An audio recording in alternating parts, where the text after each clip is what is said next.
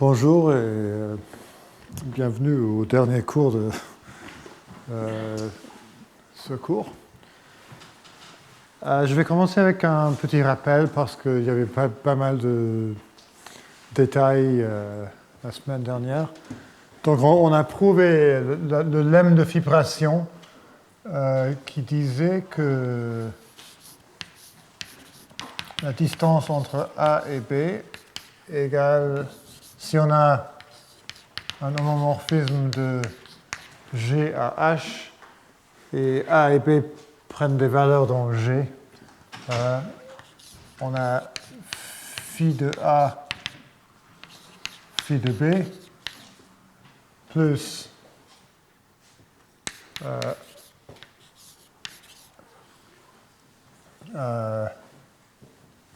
A sachant phi de A, B sachant phi de B, plus l'information mutuelle de A plus B, non, je peux dire A moins B, je crois, sachant. Mais on va l'appliquer dans une situation où plus et moins sont la même chose. Phi de A, phi de B, sachant phi de A, plus phi de B. Et on a pris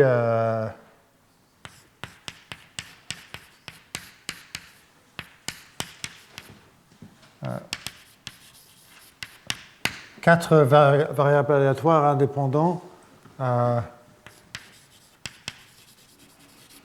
qui prenaient des valeurs dans f2 puissance n.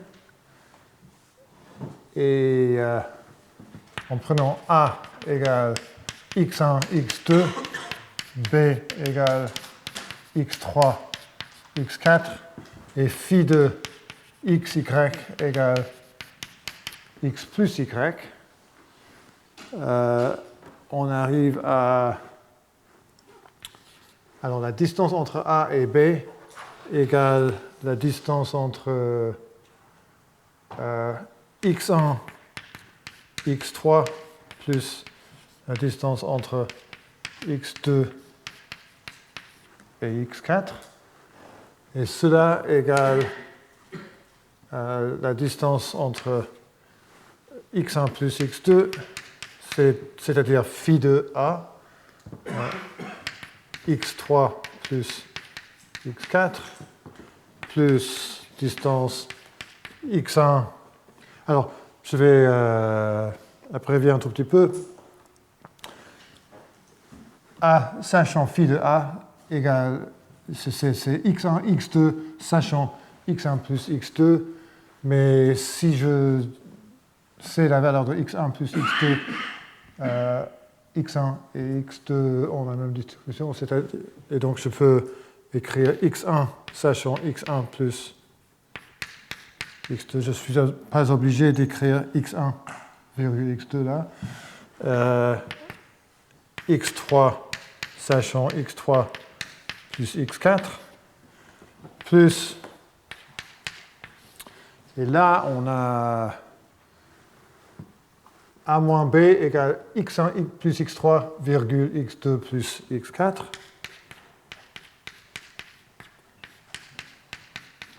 Et toujours, j'identifie le moins et le plus. Et là, phi de A égale x1 plus x2, x3 plus x4, sachant, et phi de A plus, peut-être là j'aurais dû écrire moins, mais x1 plus x2 plus x3 plus x4. Et tout cela, j'ai dit la dernière fois, et on l'applique au quadruplé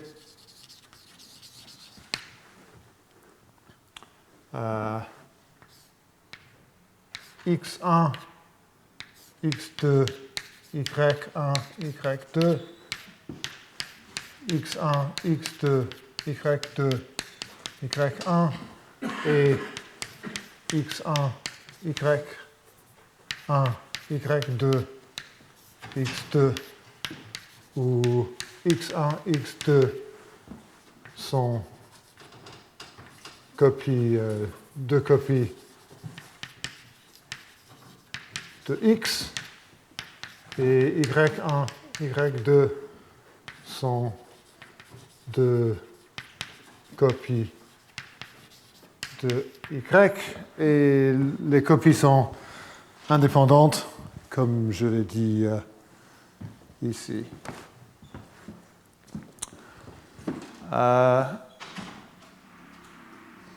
Le terme ici peut être simplifié.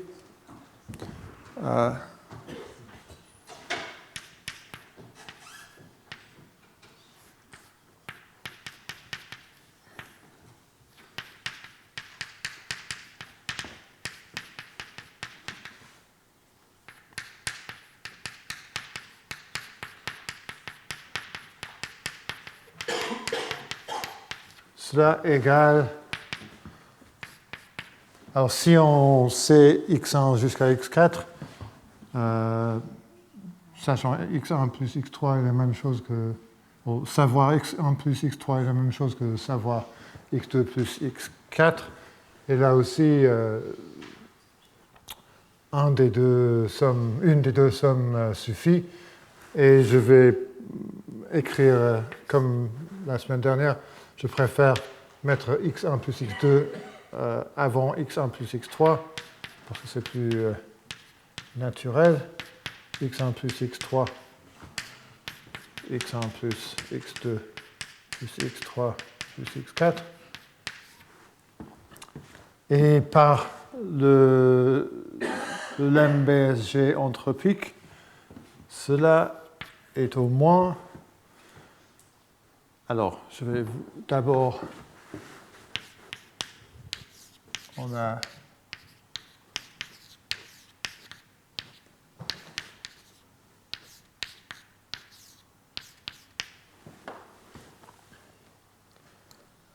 A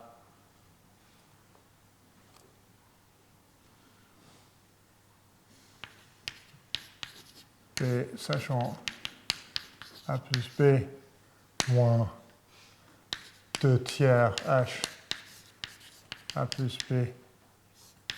Je vais. Non, la distance. Voilà. Qu'est-ce que j'ai?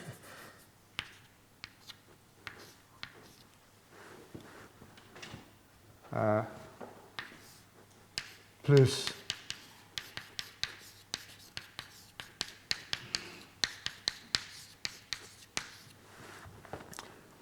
on avait ça par le lemme PSG anthropique. J'espère que j'ai bien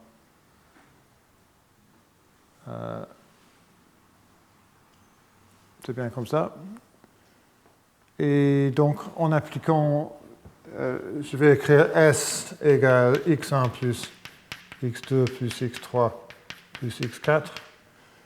Alors, cette expression-là est au moins un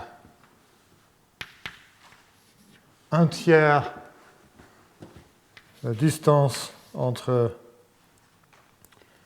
x1 plus x2, x1 plus x3, sachant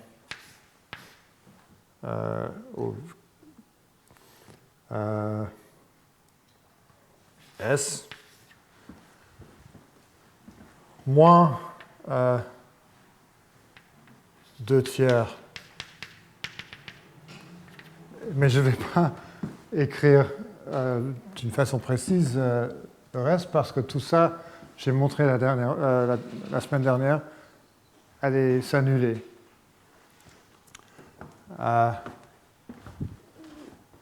Et donc,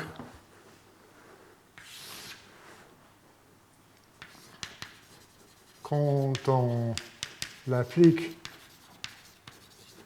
aux 3 quadruplé et prend la somme. Les termes en entropie s'annulent et on arrive à l'inégalité.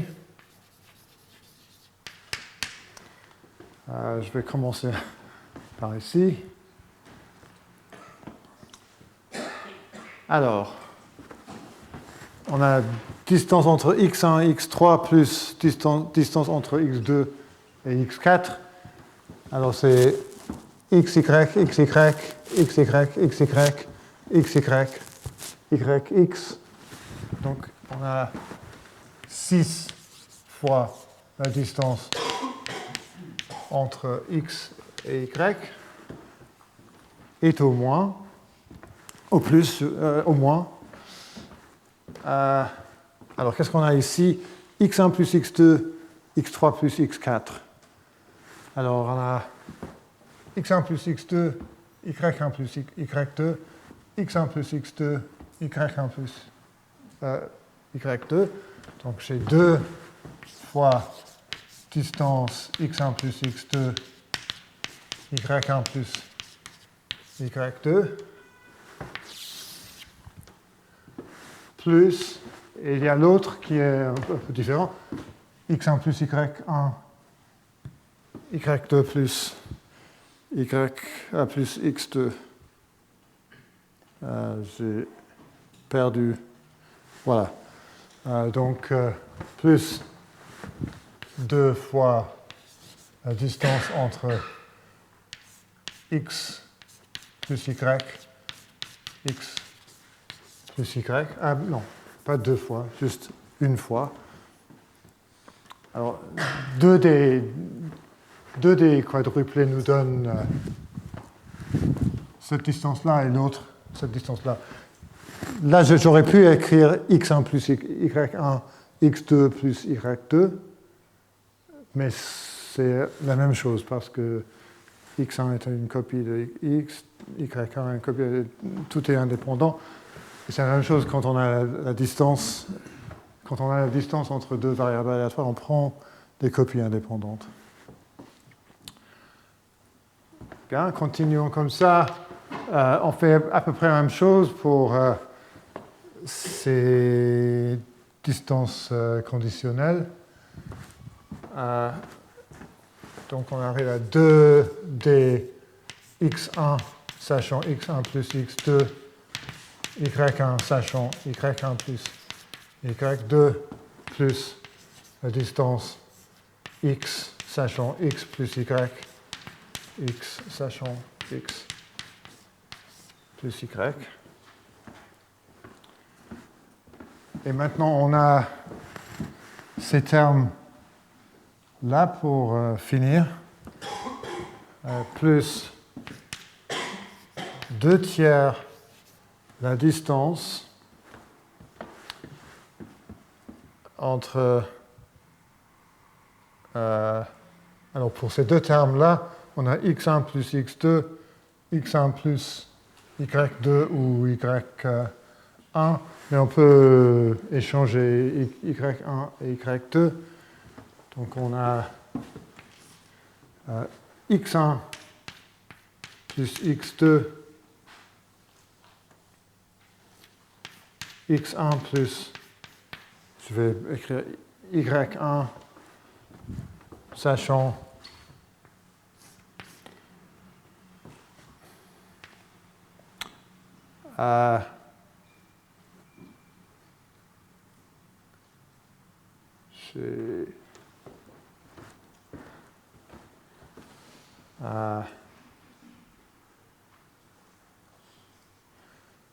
qu'est-ce que j'ai fait? Non, là, j'ai oublié. Il faut prendre la somme, c'est-à-dire x2 plus x3 et s. Et si je conditionne sur x2 plus x3 et s, c'est la même chose que x2 plus x3, x1 plus x4. Je crois que j'ai eu ça la semaine dernière. Alors, ici, le 6 là, c'est parce que quand j'applique cette inégalité aux trois quadruplés, ici j'ai x1, x3, x2, x4. Pour le premier quadruplé, ça me donne x1, y1, x2, y2, c'est-à-dire deux fois la et ouais, donc on arrive à 6.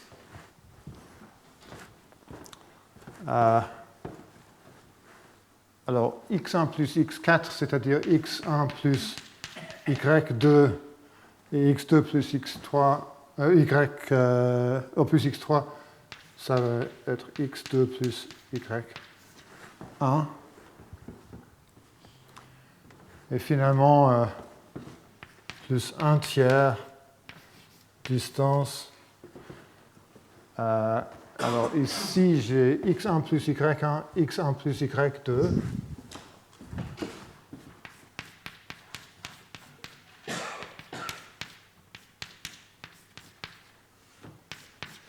Sachant x1 plus x2, y1 plus y2. Le x1 plus x2, le y1 plus y2 égale la somme de ces deux variables-là. Et x1 plus x2 est ce qui reste de la somme x1 plus x2 plus y1 plus y2 quand on sait déjà y1 plus y2. Et maintenant, et plus tous les termes d'entropie qui s'annulent. Donc on est très content ici parce que on a la distance entre x et y multipliée par 6. Et à l'autre côté, on a quelques distances. Et la somme des coefficients égale 2 plus 1 plus 2 plus 1 plus 2 tiers plus 1 tiers égale 7. Et donc, par moyennement, on peut dire qu'au moins une de ces 6 distances-là est au plus 6 sur 7 fois la distance entre x et y. Maintenant, je veux vous rappeler quelque chose d'autre. Peut-être que j'ai un peu de place ici pour l'écrire. Il suffit de... le lemme qu'on veut essayer de prouver est que si la distance entre x et y n'est pas 0, alors il existe u et v telle que la distance entre... et lambda, la distance entre u et v est au plus 1 moins lambda eta distance entre x et y, et la distance entre u et x plus la distance entre v et y est au plus lambda fois la distance entre x et y. Si on peut trouver deux variables aléatoires qui vérifient cette propriété, pour état un constant absolu, on arrive à alpha égale 2 plus 1 sur état, et donc un polynôme dans la conjecture de Martin, P de C égale 2 fois C 4 plus 2 sur état, c'est 2 fois alpha. Donc si on peut prouver, on peut trouver U et V comme ça, on aura une preuve de la conjecture de Martin par des réductions que j'ai présentées la semaine dernière avec un exposant 4 plus 2 sur état. Et nous, on va obtenir état égale 70, donc on aura un exposant de 144. Mais on peut mieux faire, mais c'est un peu plus simple de ne pas optimiser. Donc, par moyennement, au moins une de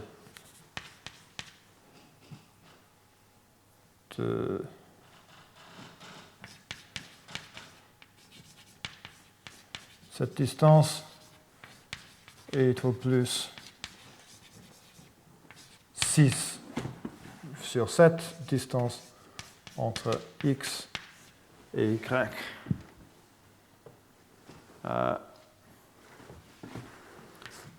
Donc,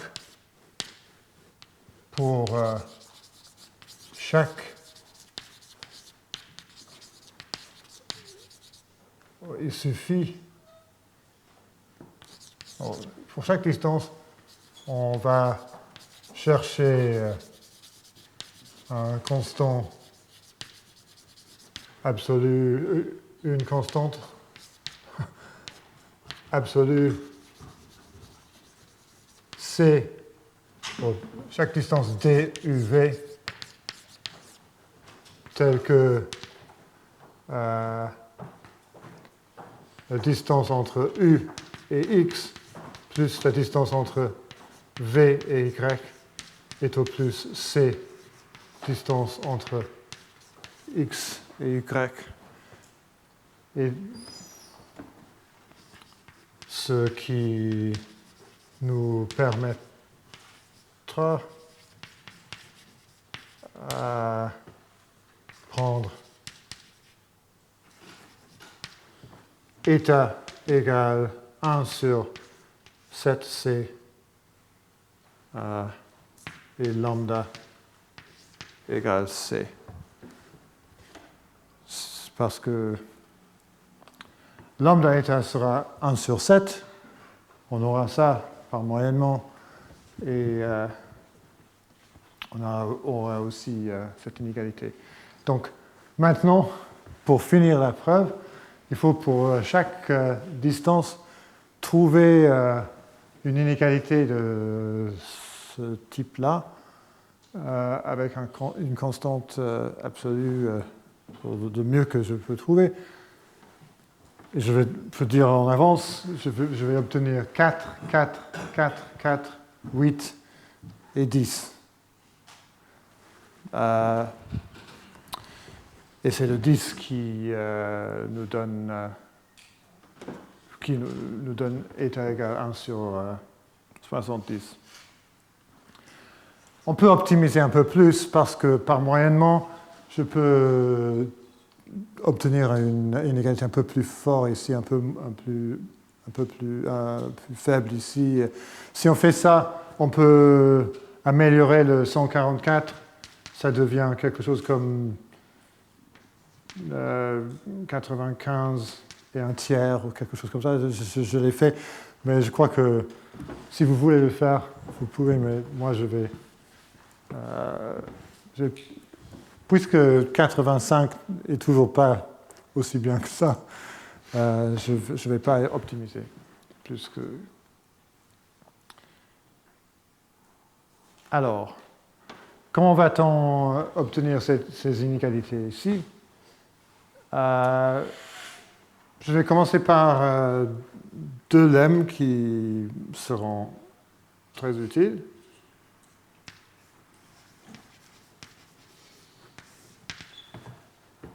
Soit U, V et X,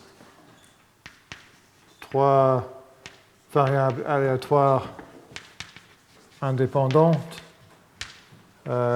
qui prennent des valeurs dans f de puissance n. Alors, peut-être je vais donner les deux conclusions à la place de donner deux lemmes, parce que les hypothèses sont les mêmes. Alors, 1, la distance entre U plus V et X est au plus la moitié de... Il y a une formule assez satisfaisante. Ux plus distance entre V et X plus la distance entre U et V. Et deuxième conclusion, distance entre U, sachant U plus V et X, est également au plus distance entre U et X plus distance entre V et X plus distance entre U et V. On a la même borne pour les deux quantités.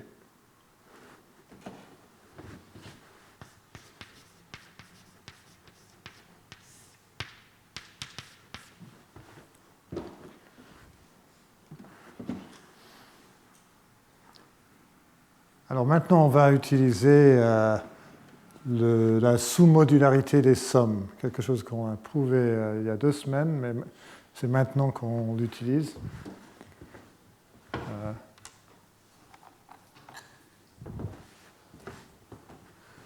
Alors je vais développer cette distance.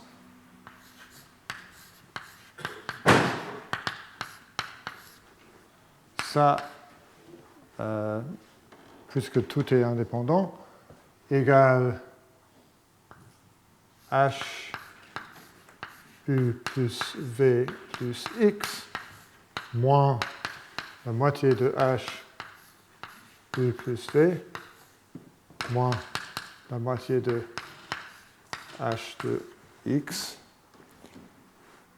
Et maintenant, je veux la distance entre U et V, donc je préfère plus la moitié de H de U plus V. Donc je vais l'introduire en sous...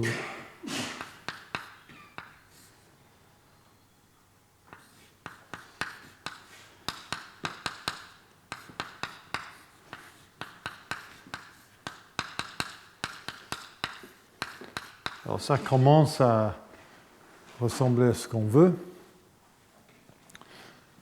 Et ici, on a quelque chose où on peut appliquer la sous-modularité des sommes. Quand on a une différence de 2 entropies des sommes, on peut l'augmenter en perdant une des variables. Mais on a un choix. On peut soit dire que c'est au plus h de v plus x moins h de v, soit h de u plus x moins h de u. On va faire les deux. Pour la moitié de ce terme-là, on va utiliser l'un, et pour la moitié, on va utiliser l'autre. Alors c'est au plus la moitié de h de u plus x moins h de u plus la moitié de h de v plus x moins h de v plus la moitié de h de u plus v moins la moitié de h de x égale, pour l'écrire d'une façon un peu plus symétrique, h de u plus x, ça c'est un u, plus h de v plus x, plus h de u plus v, moins h de u moins h de v moins h de x égale la moitié de la distance u de x plus distance v de x plus distance u de v. Alors, peut-être je vais signaler que là, j'ai utilisé sous-modularité des sommes. Et là, c'est... Ah non, c'était bien. Bien, c'est ça, la première partie. J'ai un peu peur de finir tôt. Parce que ça avance rapidement. Mais, alors... Quand? Vous avez 5 minutes pour trouver un autre théorème. Non, j'ai deux idées, mais je ne suis pas même sûr que ça va suffire. Non, j'ai des deux petits cadeaux pour la fin du cours, mais...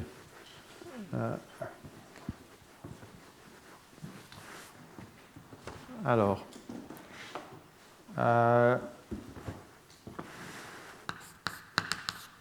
pour la deuxième...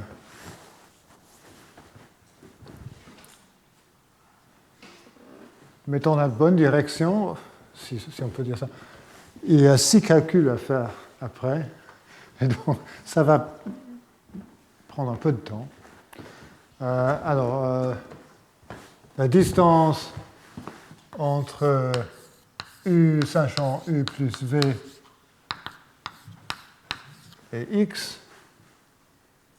par définition, égale h de u plus x sachant u plus v moins la moitié de h u sachant u plus v moins la moitié de h de x qui est au plus. Alors je vais utiliser la sous-additivité pour oublier ce conditionnement-là, h de u plus x moins la moitié h de u plus v plus la moitié h u plus v moins la moitié de h de x. U et U plus V, la distribution de U plus V, il y a une bijection entre cela et U, V, et U et V sont indépendants, et donc cela égale H de U plus H de V. Alors, égale H de U plus X plus la moitié de H de U plus V moins moitié de H de U moins moitié de H de V moins moitié de H de X. Ce qui ressemble un peu à ce qu'on veut, mais à la place de H de U plus X, on veut la moitié de H de U plus X plus la moitié de H de V plus X. Parce que ça, comme on a vu ici,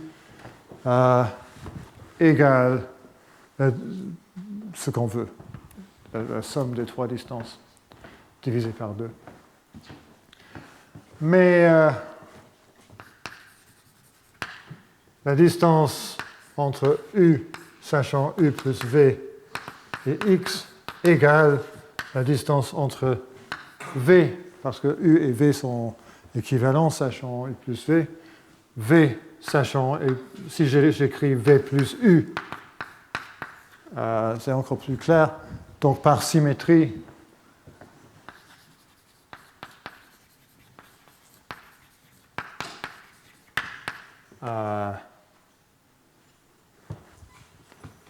la distance entre U plus V, X, est au plus H de V plus X.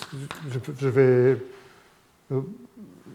changer les rôles de U et V, plus. Et donc le reste est pareil.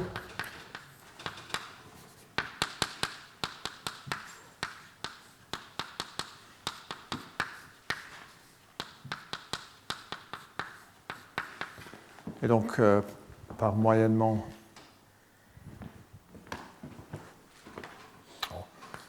en prenant la moyenne, je ne vais pas l'écrire parce que je crois que c'est trop similaire à ce que j'ai déjà écrit là-bas. On obtient le résultat. J'ai deux bornes supérieures, je prends la moyenne des deux et j'arrive à la moitié de H U plus X plus la moitié de H V plus X plus la moitié de H U plus V moins tout ça, qui est exactement ce qu'on voulait.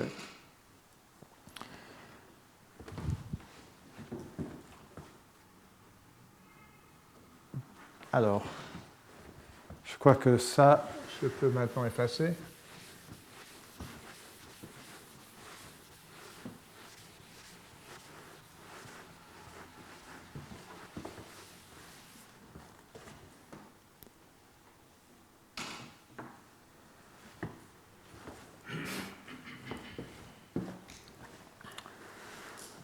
Bien, je vais commencer par ce terme-là. Je vais obtenir une inégalité de cette forme-là.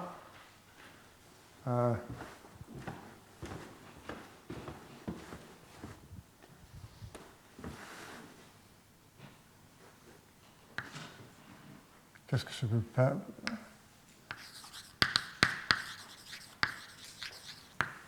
Voilà. Un calcul pour chaque distance.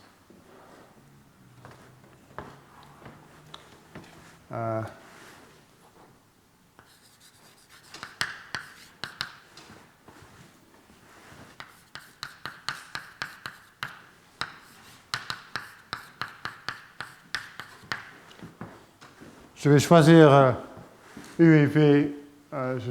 U va égaler Y1 plus Y2 et V X1 plus X2 parce que comme ça j'obtiens une borne un tout petit peu meilleure, une borne meilleure que si je choisis U égale X1 plus X2 et V égale Y1 plus Y2. Alors, la distance entre U et X égale la distance entre Y1 plus Y2 X, qui est au plus alors on a la distance entre Y et X plus la distance entre Y et X et la distance entre Y1 et Y.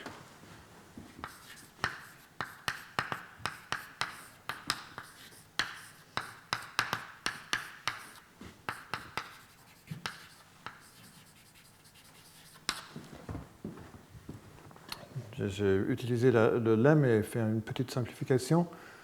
Et maintenant, si j'utilise l'inégalité triangulaire de Ruger, cela est au plus la distance entre x et y. Donc tout cela est au plus 2 fois la distance entre x et y. Et un calcul tout à fait pareil nous donne que la distance entre v et y est au plus 2 fois la distance entre x et y. Et alors, la distance entre U de x plus la distance entre V de y est au plus 4 fois la distance entre x et y. Donc, pour ce terme-là, on a obtenu une constante de 4, comme je l'ai dit avant.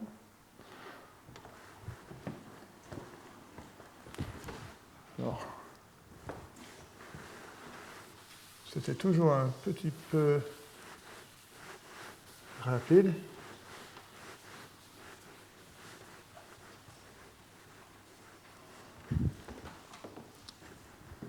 Donc, deuxième distance qui va être assez similaire, mais pas identique. Peut-être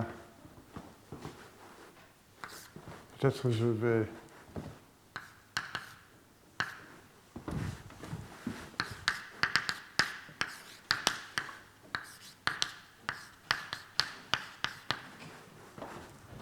Cette fois-ci, je vais prendre deux copies de x plus y. La distance entre x plus y et x est au plus, par le même argument qu'ici, 2 fois la distance entre x et y.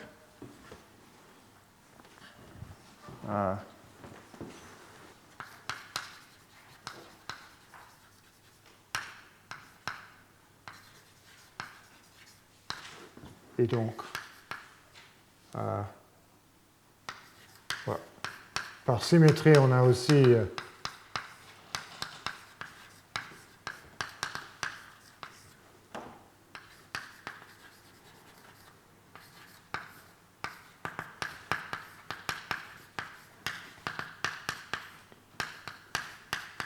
on a une constante de 4, encore une fois.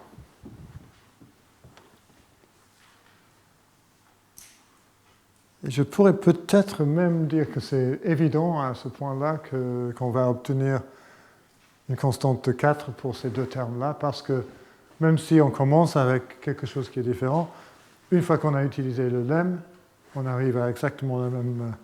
Mais peut-être juste pour perdre un peu plus de temps, je vais écrire quelque chose.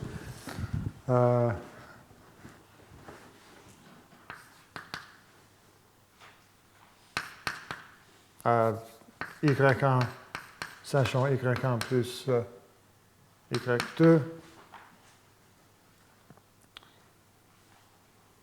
Ce n'est pas une vraie variable aléatoire, mais on a le droit de le prouver pour les variables conditionnées. Alors,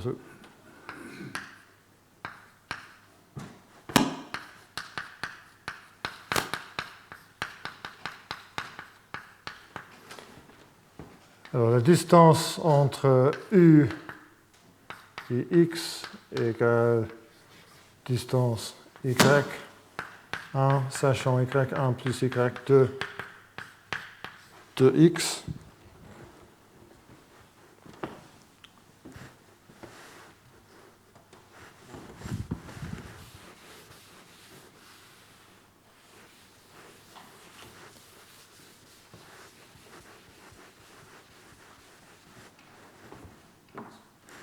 Qui est au plus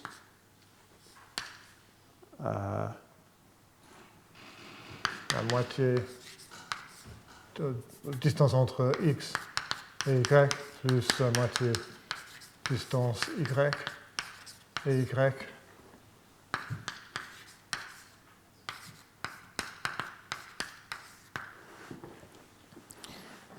Et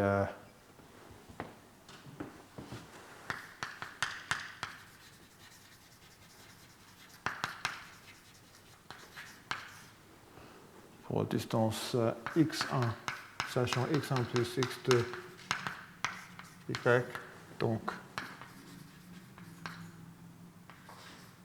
la distance x1 sachant distance entre u et x plus distance entre v et y est au plus 4. Et peut-être je ne vais pas, par le même argument,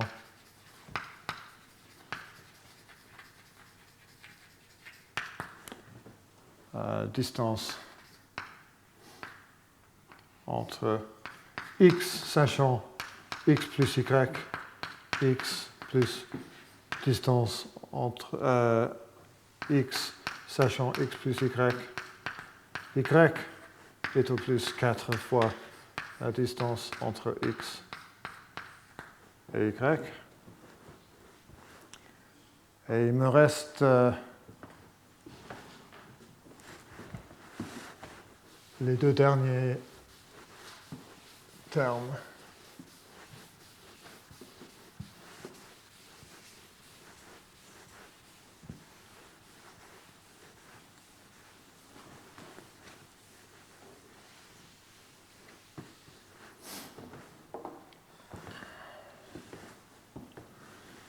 Qui sont un tout petit peu plus compliqués parce qu'on a ce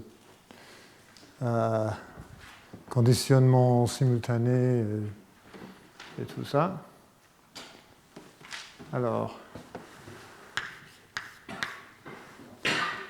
et cette fois, on obtiendra deux constantes différentes, donc il faut vraiment que je fasse ces deux calculs séparément.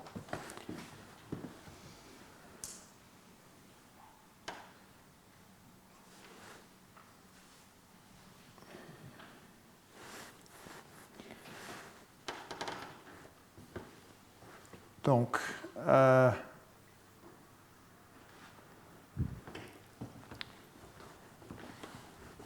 qu'est-ce que je dois faire? Je dois,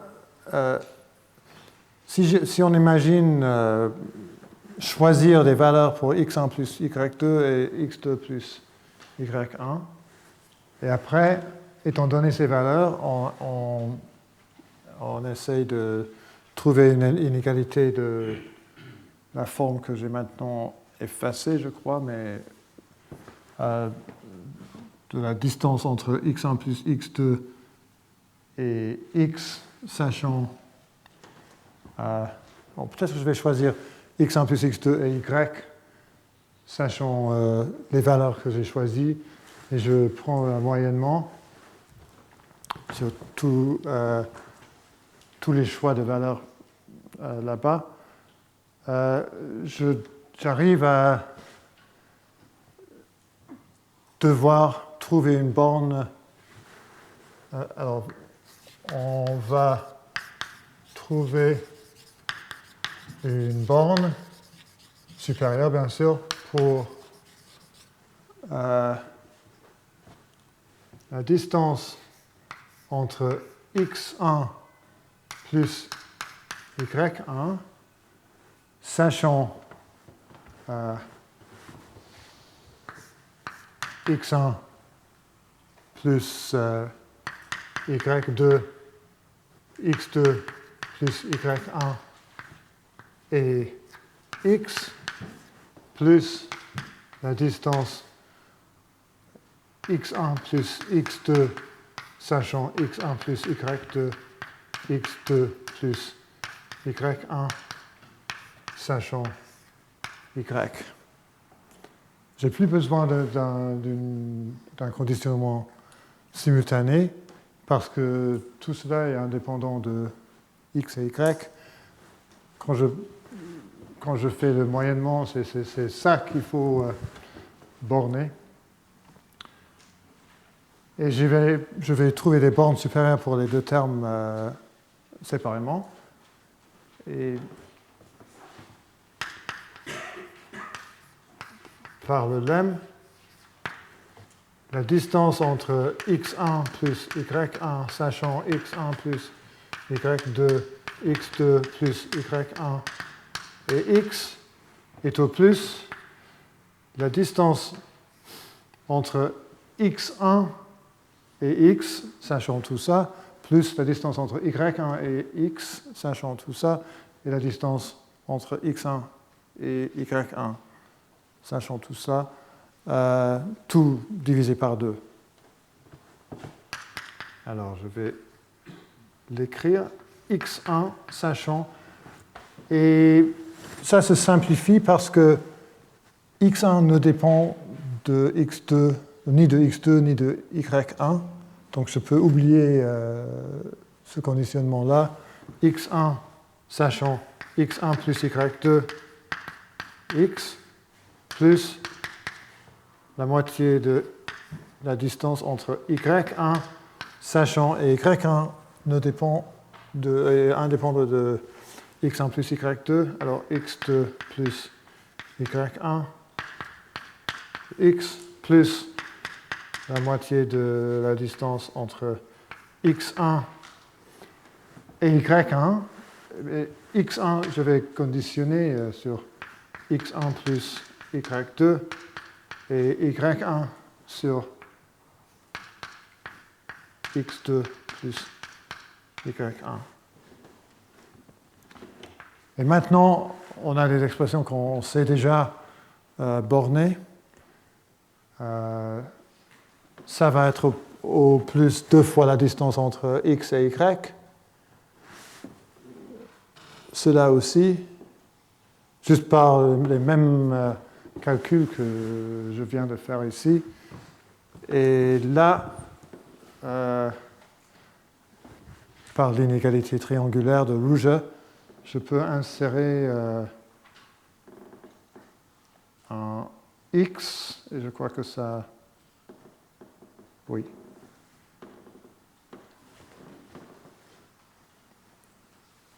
Oui, parce que j'ai 2x là, et donc par l'inégalité triangulaire de Ruge, là, peut-être juste pour signaler par le lemme, et ici, c'est au plus distance entre x1, sachant x1 plus y2, x plus la distance y1, sachant x2 plus y1 de x. Et ça, c'est par l'inégalité triangulaire de Ruge, version entropique, bien sûr, qui est au plus 2 fois x. Alors, 2 fois la distance entre x et y, plus 2 fois la distance entre x et y, c'est-à-dire 4 fois la distance entre x et y,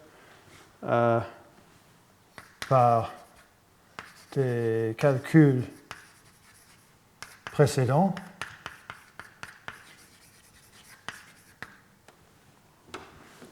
Mais on n'a pas fini. On a trouvé une borne supérieure pour ce terme-là. Il faut faire la même chose pour l'autre, mais c'est assez similaire.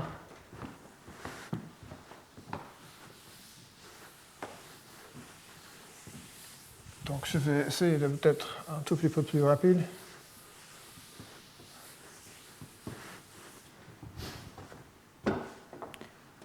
Je devrais dire, j'aurais dû dire en avance, on sait que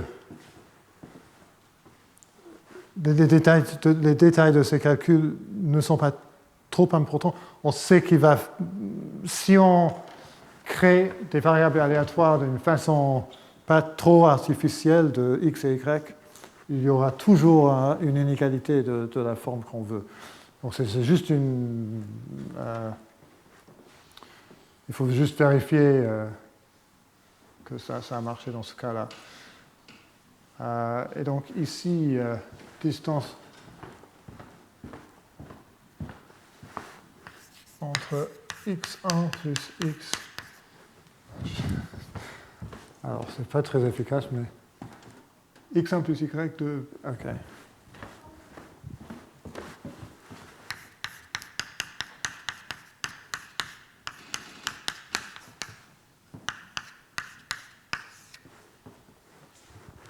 est au plus la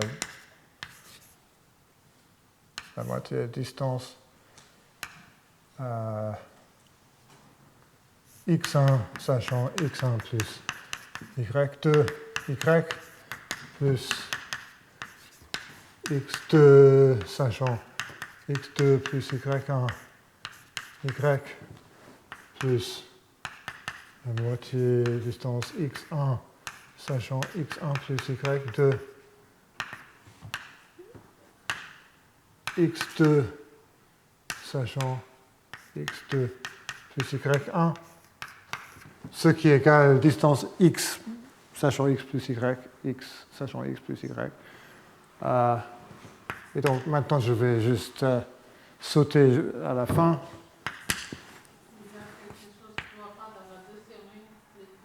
Ici. Ah oui, vous avez raison. C'est mieux comme ça.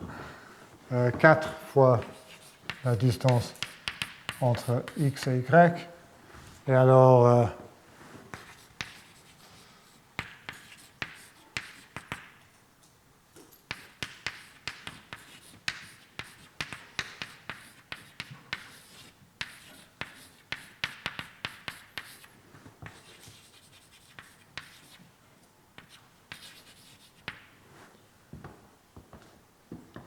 bien, je vais juste, ce n'est pas le moment pour une pause, je vais juste finir le dernier calcul.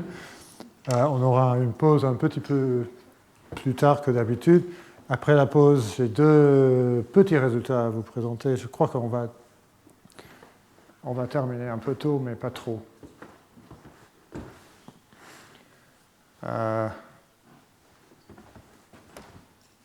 Ça, je peux effacer.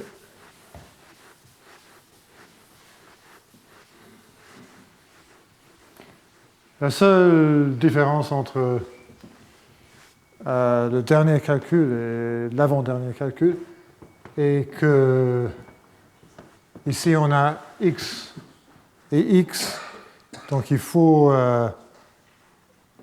que au moins un des deux x va être couplé avec un x. Et donc là, quand on a la distance entre x et x, il faut utiliser l'inégalité triangulaire de Ruja une fois de plus pour obtenir. Donc c'est pour cette raison qu'on va obtenir une constante de 10 dans ce cas-là. Mais alors, dans quel cas donc, je parle de ce terme-là.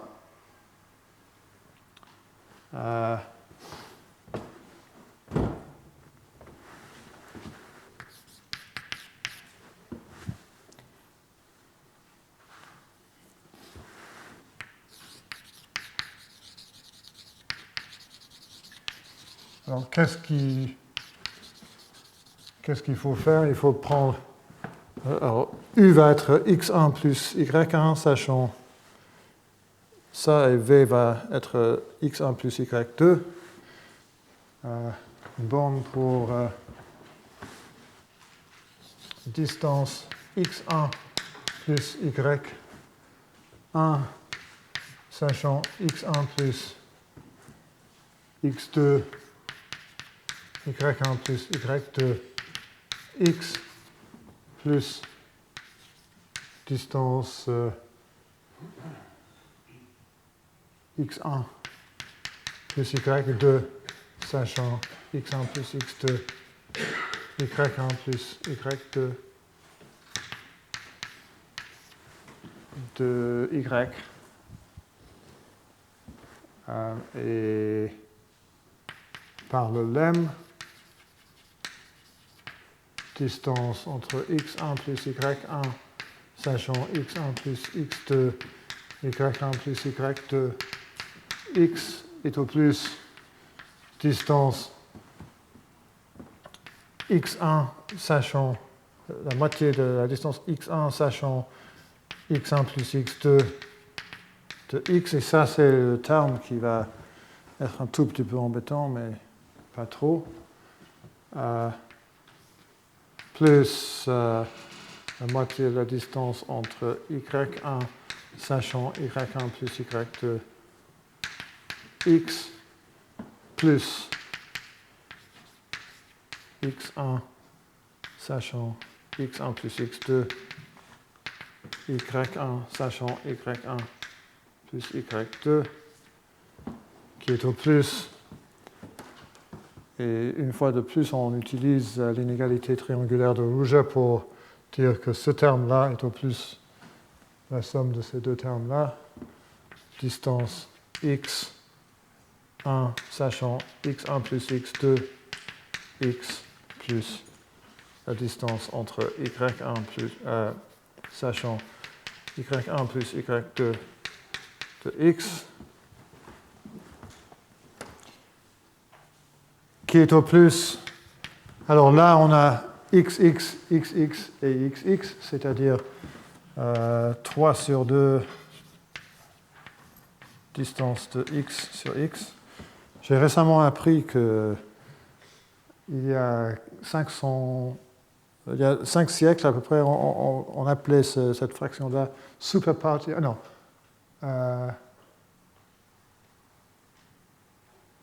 Sesquialtera, voilà.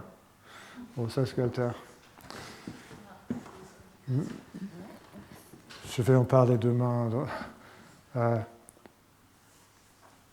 Mais ça c'est autre chose. Et ici, qu'est-ce qu'on a? On a plus la distance entre x et y,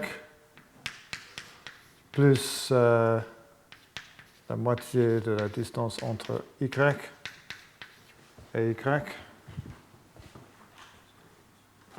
Et les deux parties-là, cela est au plus 3 fois la distance entre x et y. Cela est au plus 1 fois la distance entre x et y par l'inégalité triangulaire de Rouget. Donc on arrive à 3 plus 1 plus 1.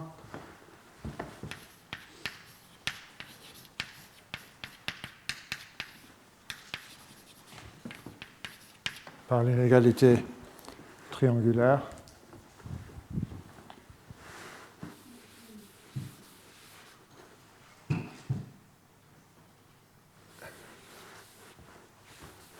Et j'ai presque fini.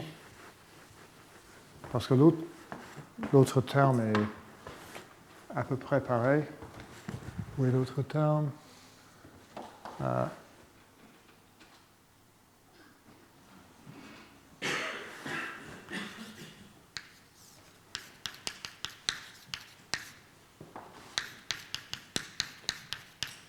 J'aurais pu peut-être presque...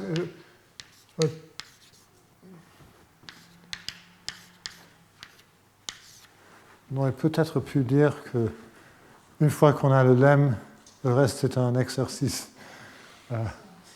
Mais... Alors, c'est au plus...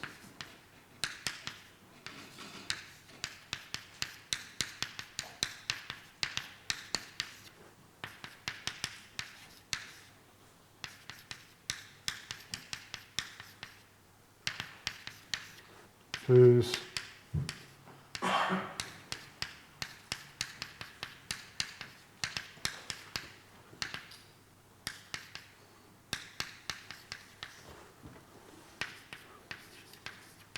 c'est exactement le même.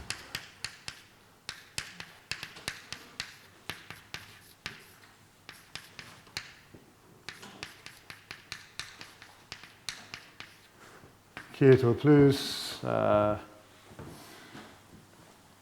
distance x, y, plus la moitié distance x, x, plus 3 sur 2 distance y, y, qui est au plus, comme avant, 5 fois la distance entre x et y. Alors,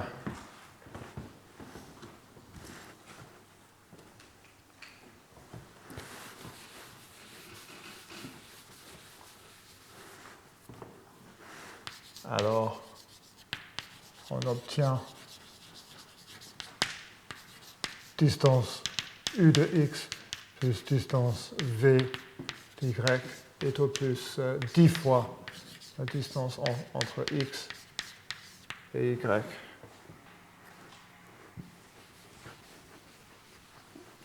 Et juste pour finir, cela nous permet de prendre eta égale 1 sur 70, lambda égale 10. Ce qui nous donne une preuve de la conjecture de Martin avec P de C égale 2 fois C 4 plus 2 sur eta égale 2 fois C puissance 2 sur eta égale 140, donc on arrive à 144. Je suis assez content qu'on arrive à une constante assez grande, mais quand même à une constante, un nombre assez simple.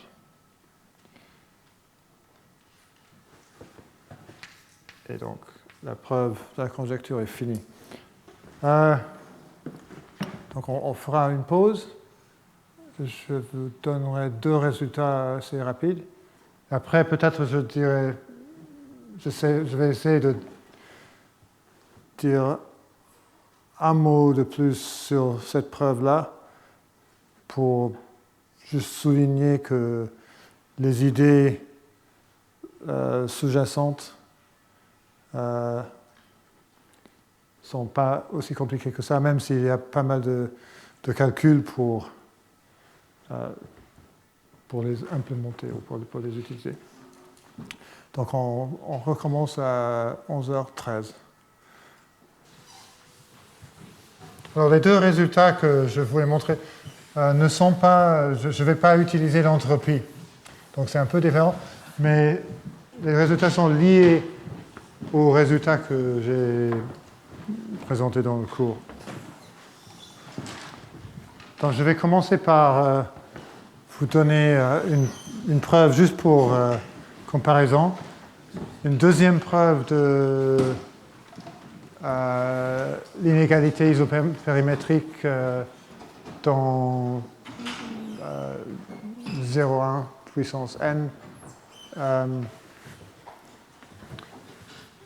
que j'ai prouvé avec l'entropie avant. Alors, théorème.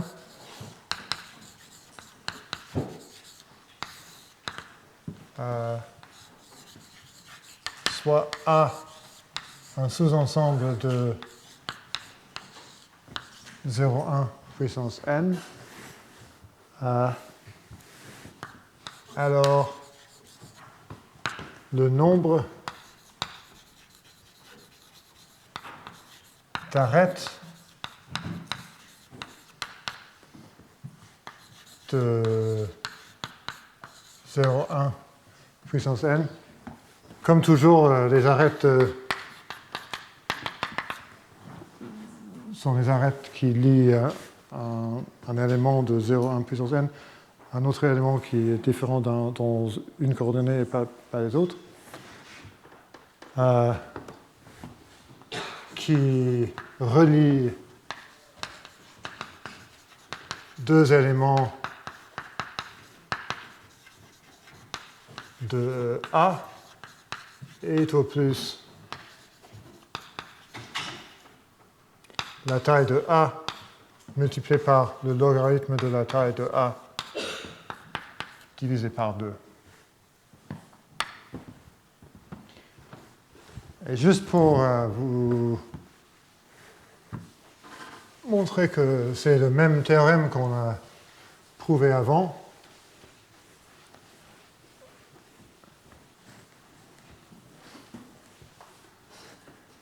avant, j'ai dit que la taille de la frontière de A est au moins la taille de A multipliée par n moins le logarithme de la taille de A. Et comme toujours, le logarithme est le logarithme de la base 2. Et la frontière de A était le nombre d'arêtes qui relie un élément de A à un élément du complément de A.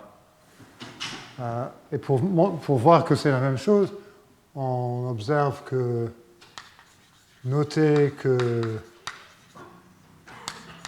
la taille de A plus 2 fois le nombre d'arêtes internes égale la somme des degrés des éléments de A, c'est-à-dire n fois la taille de A. Chaque arête interne contribue 2 fois à la somme des degrés et chaque élément de la frontière, chaque arête dans la frontière contribue 1 fois. Donc une fois qu'on a vu ça, on voit que montrer que la frontière a au moins cette taille-là, c'est la même chose que montrer que 2 fois le nombre d'arêtes est au plus la taille de A multiplié par le logarithme de la taille de A. Et donc, le nombre d'arêtes internes est au plus cette expression-là. Et donc, je vais écrire deuxième preuve, parce que on a déjà eu une première preuve.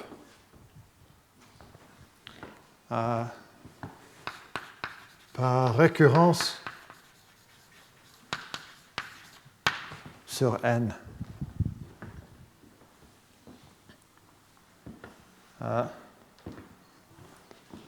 Soit A0, l'ensemble de x dans A tel que xn égale 0, et A1 égale l'ensemble de x tel que xn égale 1.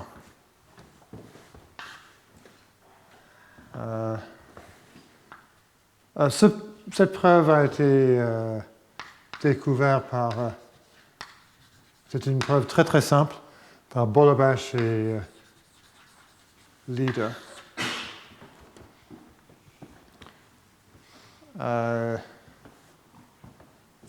Alors, si l'un des deux est vide, alors le résultat est vrai par l'hypothèse d'induction.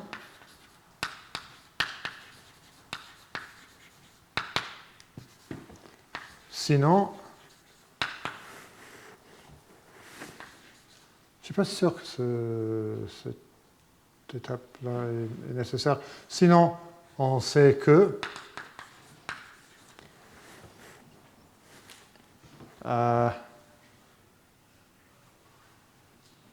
le nombre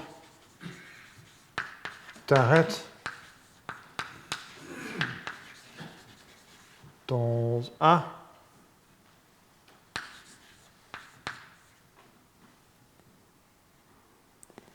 alors j'ai besoin d'un peu de notation. Soit A1, A2, le nombre d'arêtes dans A, A1 et A2.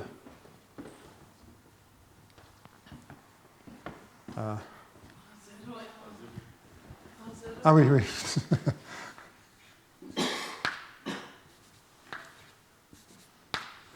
Merci. Alors, A est au plus. Alors, on a un ensemble. Il y a les deux parties de l'ensemble. Il y a des arêtes internes en haut, les arêtes internes en bas et les arêtes internes qui les relient. Les au plus A1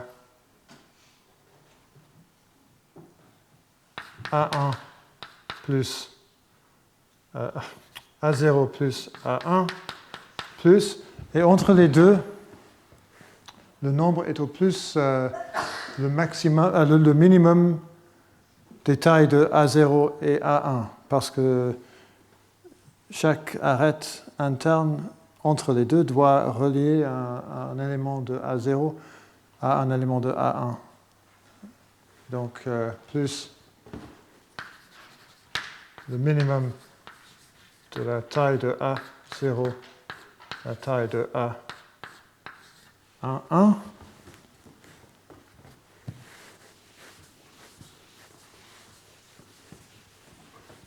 Et encore par l'hypothèse d'induction,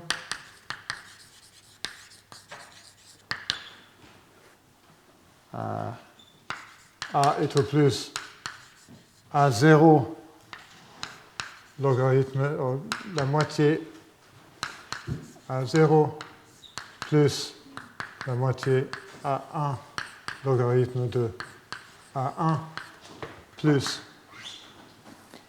le minimum de la taille de A0 et la taille de A1.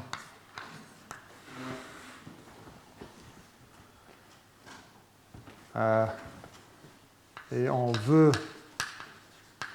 montrer que A est au plus la taille de A multiplié par la taille de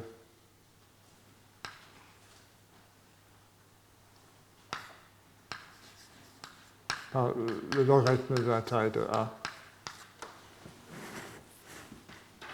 Donc il suffit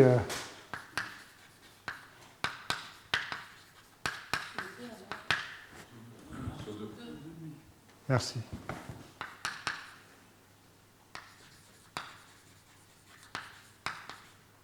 Pour toute x inférieur ou égal à y, que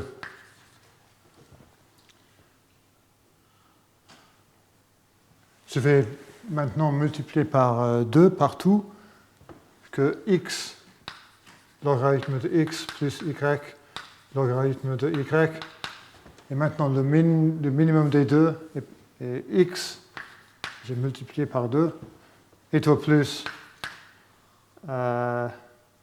x plus y fois logarithme de x plus y. Donc maintenant j'ai une inégalité des nombres réels pour la deuxième fois ce cours. Mais heureusement c'est beaucoup plus facile que la dernière fois.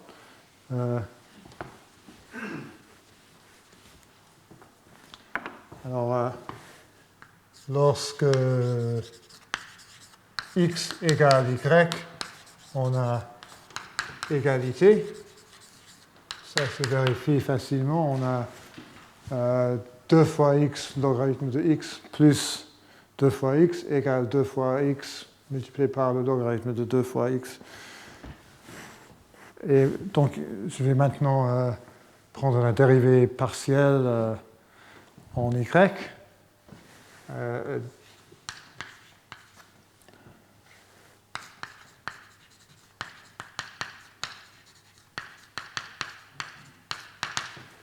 Égale, bon, je vais oublier ça, j'arrive à logarithme de y plus, et maintenant un moment un tout petit peu compliqué, il faut prendre la dérivée de la logarithme à la base 2, mais c'est le logarithme à la base e divisé par le logarithme de 2, donc j'arrive à 1 sur le logarithme de 2, comme ça. Et l'autre dérivée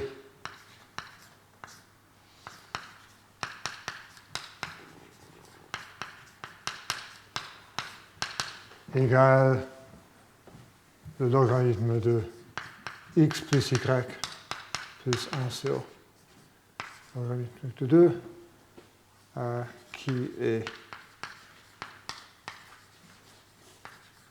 plus grand.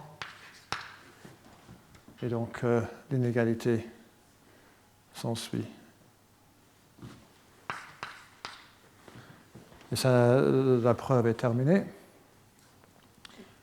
On pourrait peut-être se demander si on préfère cette preuve-là ou la preuve qui utilise l'entropie. Moi, je préfère la preuve. Il y a des opinions diverses sur ce sujet. Alors, c'est plus direct, c'est peut-être. On voit ce qu'on fait. Je ne vais pas essayer de. Mais l'autre est. Bien. Ce n'est pas nécessaire pour ce cours de dire que tous les résultats, la preuve qui utilise l'entropie est la meilleure preuve. Mais je crois que la preuve qui utilisait l'entropie était quand même une illustration intéressante de la technique, même si cette preuve-là est peut-être un peu plus évidente. Quelle était trouvée la première? Ah, celle-ci. Je suis presque sûr. Il y a aussi une preuve où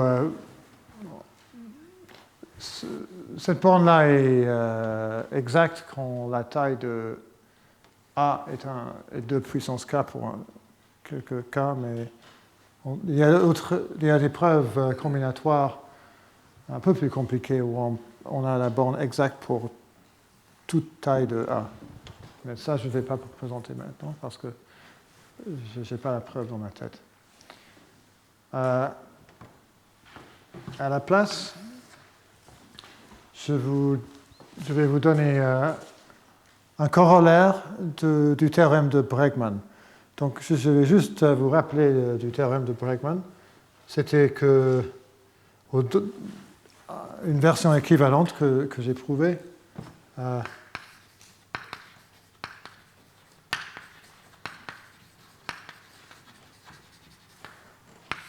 Au rappel.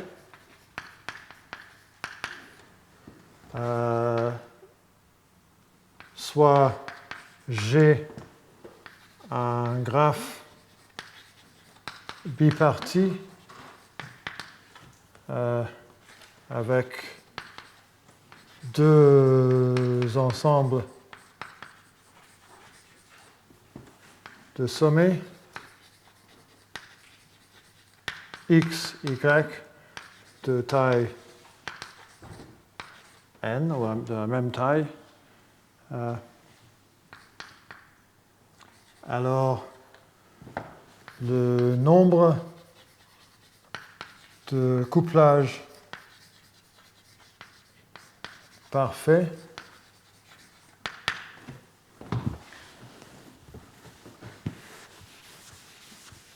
qui égale le permanent d'un matrice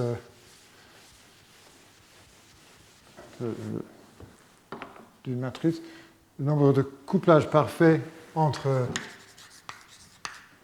x et y est au plus dans le graphe G, est au plus le produit de tous les sommets de x, le factoriel des degrés, puissance 1 sur les degrés. C'est ça qu'on a prouvé. Il y a 4 semaines, je crois. Alors, corollaire. Peut-être je vais commencer avec une définition. Définition, soit j'ai un graphe avec un nombre pair de sommets, un facteur dans G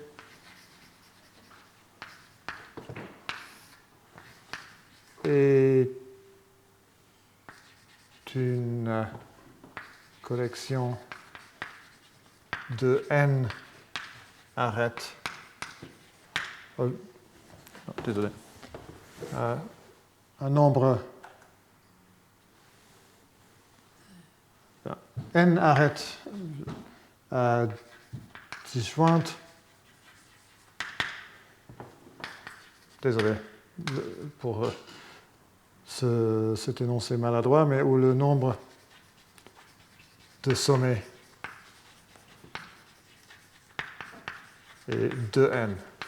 Alors, c'est-à-dire, c'est un peu comme un couplage parfait, mais il y a des arêtes partout dans le graphe. Par exemple, si mon graphe est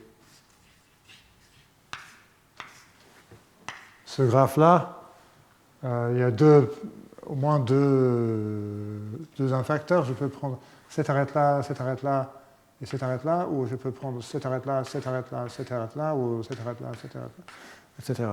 Toutes ces collections d'arêtes sont des infacteurs.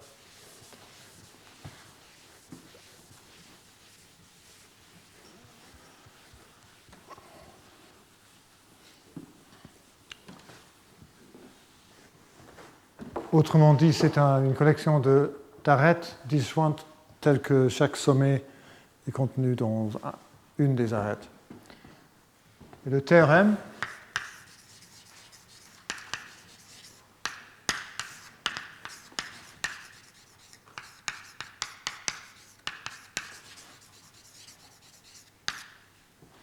est un corollaire du théorème de Bregman. Soit j'ai un graphe de n sommets, 2n sommets,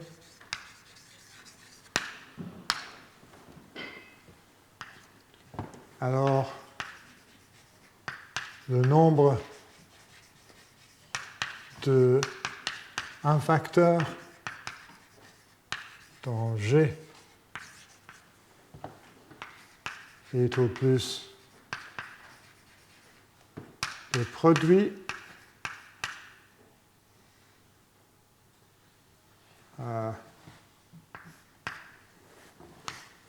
et l'ensemble de sommets, je vais appeler x, le produit sur x dans x,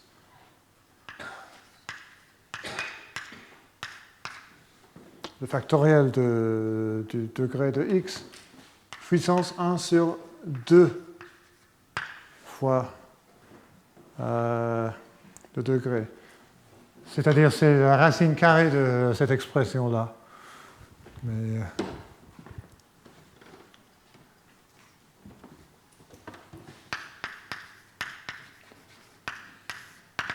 alors, je vais utiliser l'entropie, mais pas directement parce que l'entropie a été utilisée pendant la preuve du théorème de Bregman, qui a aussi une preuve combinatoire, mais je crois que dans ce cas-là, l'entropie simplifie beaucoup la preuve. Alors, soit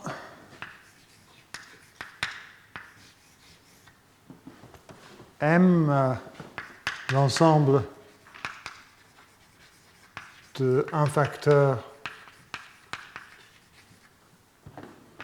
de G.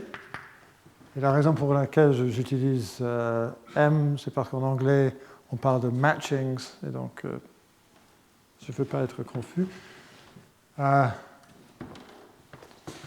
Pour chaque couple M1, M2,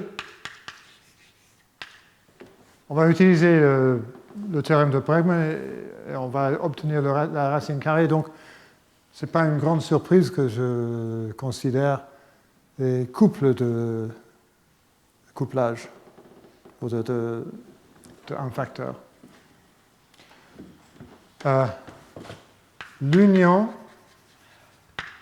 M1 union M2,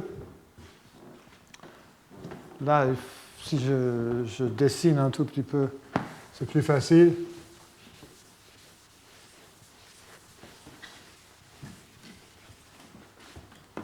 Je vais prendre encore une fois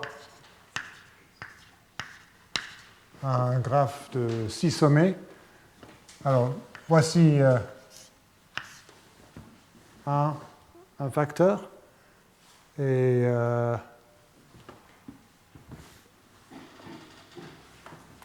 c'est dans ce graphe-là, mais malheureusement, et l'autre, je vais prendre ça, ça et ça.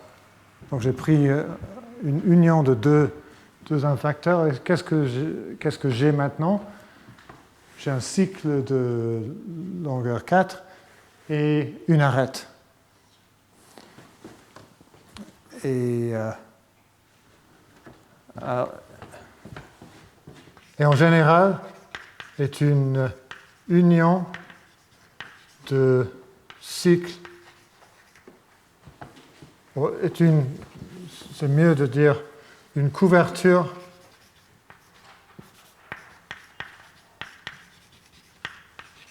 des sommets de G par des cycles et des arêtes. Et les arêtes sont isolées.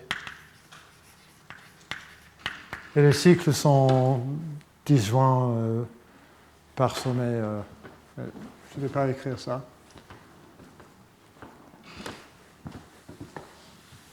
Et pour voir que c'est le cas, je ne vais pas l'écrire, mais on commence avec une arête d'un des deux infacteurs. Et le sommet là est lié à un sommet unique dans l'autre facteur et on le suit. Et finalement, on arrive au sommet d'où on a commencé.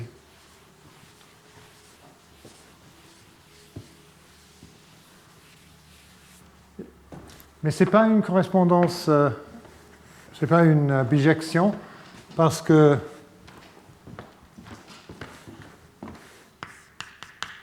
étant donné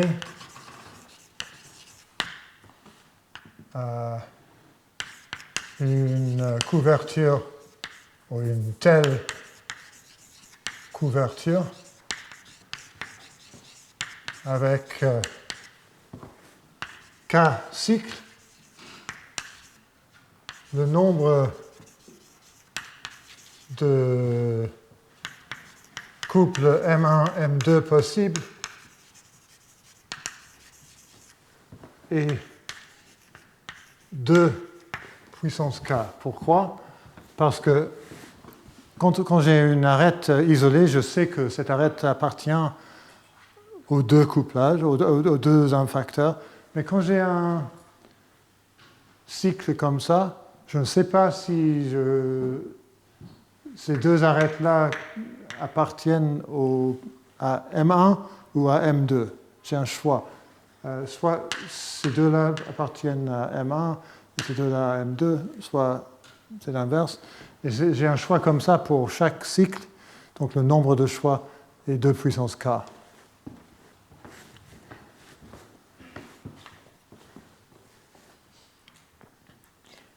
Mais aussi, Excusez-moi, il ne faut pas que le nombre de cycles soit pair. oui, le nombre va être pair. La longueur de chaque cycle? Enfin, si on prend n'importe quelle couverture, le nombre de... Enfin, si on prend une couverture avec un cycle de longueur impair, on va pas avoir...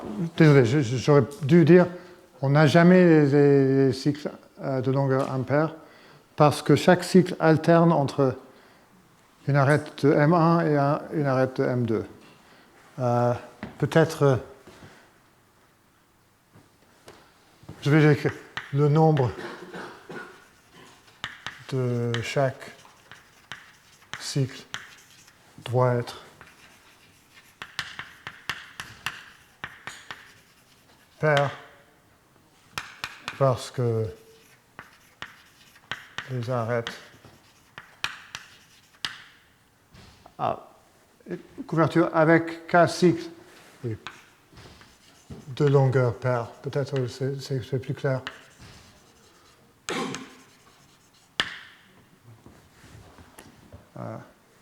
Alterne.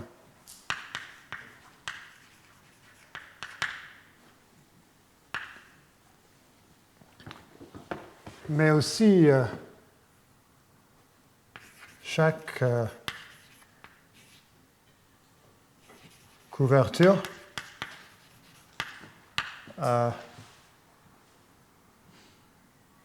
nous donne aussi 2 puissance k permutations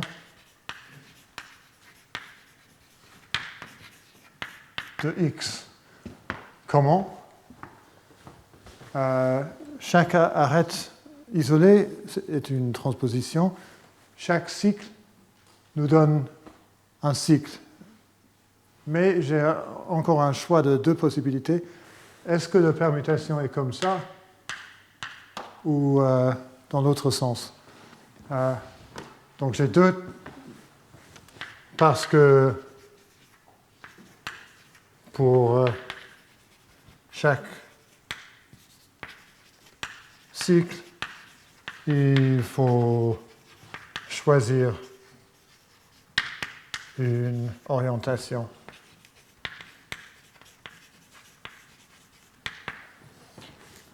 Et donc pour ça, ça nous donne l'information qu'il y a une injection de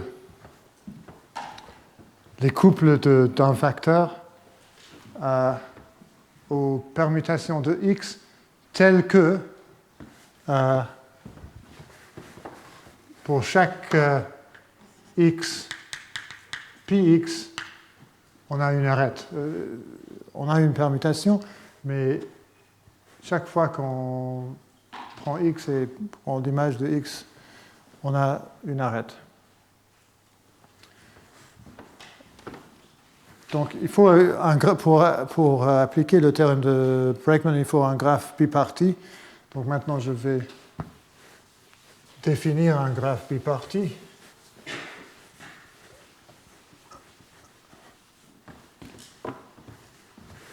Soit H, le graphe biparti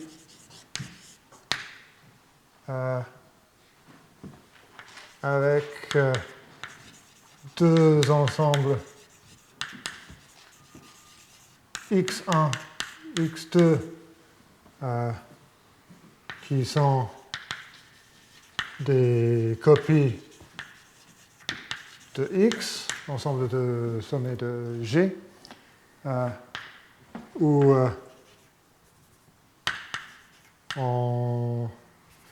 x dans x1 et y dans x2 sont liés si et seulement si x, y est une arête de G. J'espère que c'est clair ce que je veux dire. C'est une technique très standard de créer un graphe biparti quand on a un graphe normal. Chaque alors chaque permutation, je veux dire pour chaque x dans x et chaque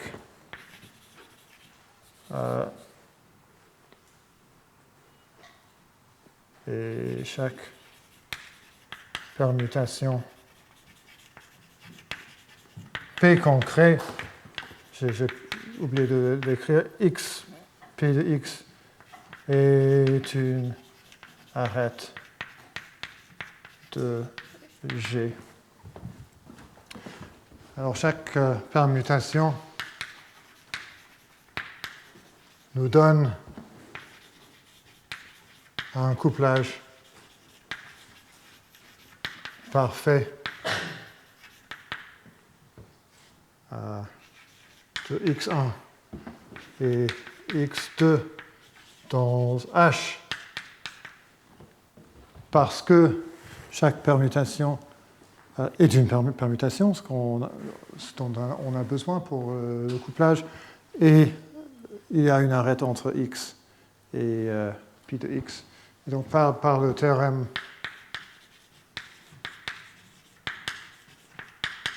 de Bregman,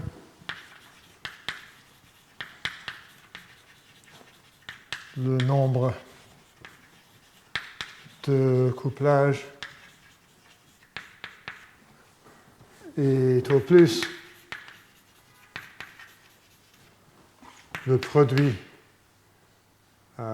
x dans x1 dx factoriel 1 sur dx.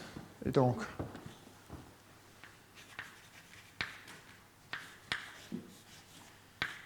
le carré du nombre d'un facteur est au plus. Parce que les degrés de x dans x1 sont pareils, égales les degrés de x dans g.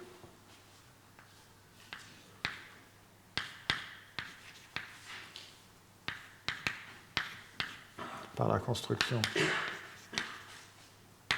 Et en prenant la racine carrée des deux côtés, on arrive au résultat. Et je crois que je vais m'arrêter là. Je crois qu'il n'y a... Oui, je vais m'arrêter.